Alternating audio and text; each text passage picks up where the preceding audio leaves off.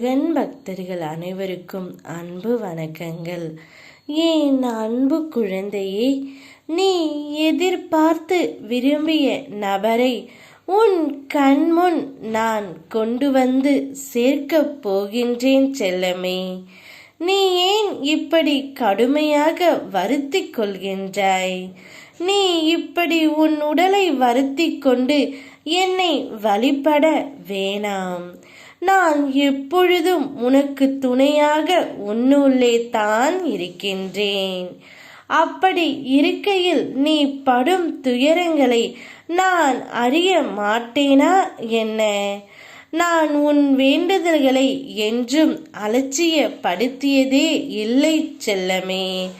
ஆனால் நீ இப்படி உன்னை வருத்திக் கொள்கின்றாய். என்னால் பார்த்து கொண்டு இருக்க முடியவில்லை.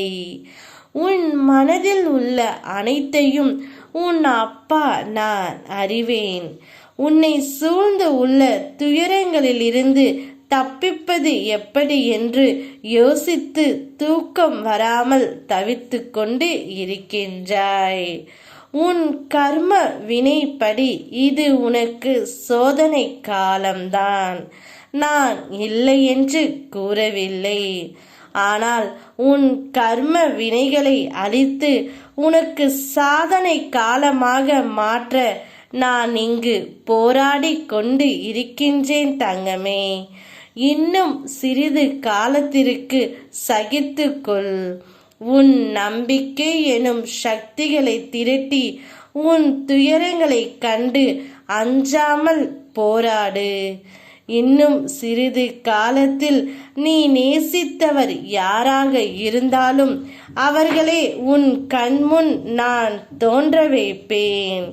நீ இவர்களை தானே இத்தனை காலமாக வாழ்க்கையில் ஒரு முறையாவது நான் பார்க்க வேண்டும் என்று நினைத்து கொண்டு இருந்தாய்.